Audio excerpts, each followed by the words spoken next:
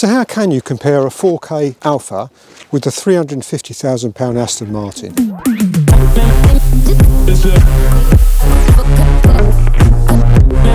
Well, us petrol heads just needs there to be something special about the cars that we love.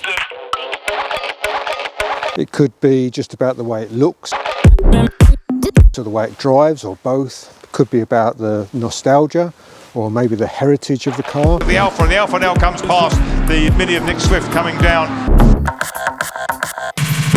There are, of course, millions of people that don't care about any of that, and they just go out and buy, you know, crossover SUVs.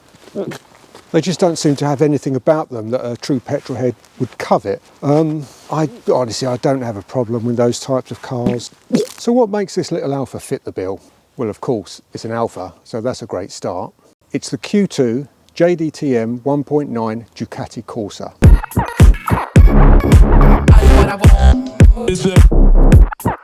And they only ever produced about 250 of them, which is like finding the dentures of a hen. Now, the elephant in the room is the fact that this little Alfa is in fact a diesel, which technically makes me a diesel head.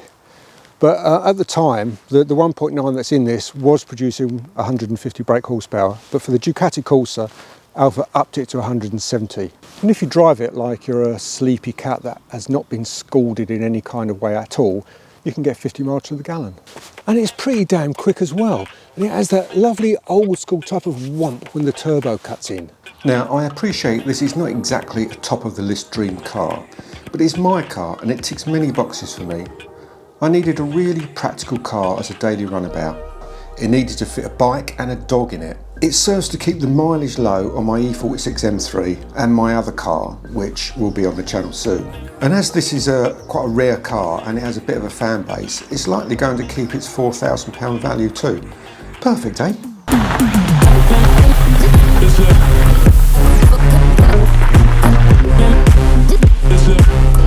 Now, on the other end of the scale of rare, collectible, beautiful, exciting cars, I recently got to do a photo shoot for one of the clients of Anthony James Cars, who is selling on his behalf a stunning 1987 Aston Martin V8 Vantage X-Pack.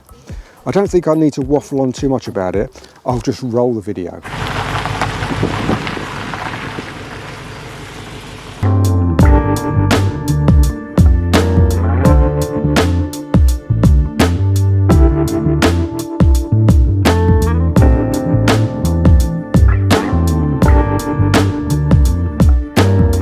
This is a 1987 Aston Martin Vantage, Chichester blue, piped magnolia hide interior. Now, this is a really, really rare car because it's an X-Pack. And there's only 131 genuine factory-built X-Packs remaining.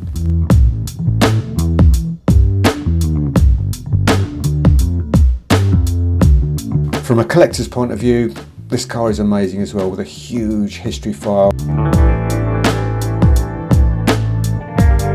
It has a fully stamped service booklet and supporting invoices, initially from Aston Martin Lagonda, followed by various specialists including HWM, Desmond J. Smell, Wren Classics and Chicane Classic.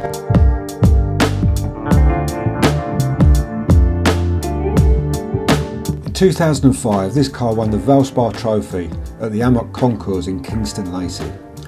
It's featured in loads of magazines, Classic Sports Car, Classic Cars and Vantage.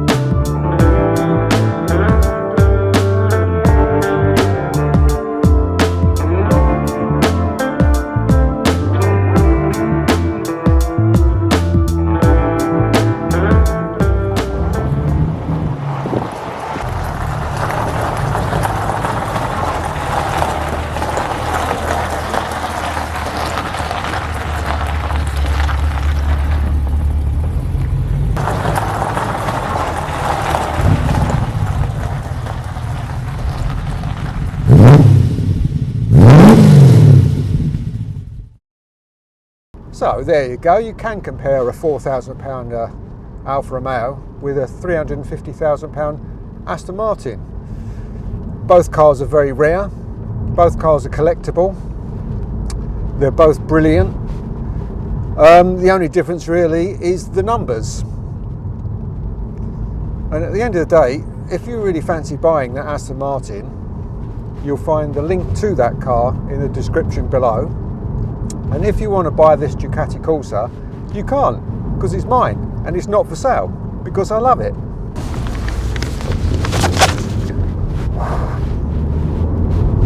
Woohoo! God, I love driving this Alfa. It's really, really quick. Now, the kind of point I'm trying to make in these videos really is you can drive and own some really interesting, fun cars, and they effectively won't cost you anything because they're not going to depreciate, and ideally they're going to appreciate in value. Now, of course, it does mean you need the seed money initially to buy the vehicles, but that's what I'm going to do. I'm going to really look into detail about finding really good, interesting, hopefully more rare cars that will do just that. They'll be free to own. It's an interesting concept, I think. And through these videos, I'm going to document my journey of trying to find the perfect cars that will do just that. They'll effectively be free to own. And I'll give you all the information that I learn along the way. I'm going to share all the cars that I'm going to buy along the way, with all the details of that, the cost of them, you know, any repairs, maintenance and that kind of thing during my ownership, and see if this actually works.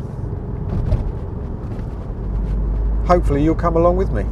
After a hard day's work, it would be really nice just to go to the pub, meet up with a couple of mates, talk about cars probably. But as it stands right now, that still can't happen because of COVID. But my friend Steve, the detailer, he doesn't do anything by half. So what he's done, he's built his own pub. Now, I'm in his support bubble, so I can go along and have a quick pint with him, which I'm going to do right now.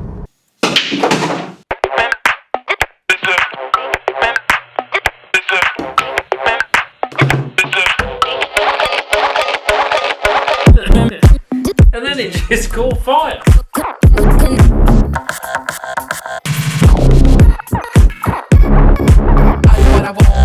Is it?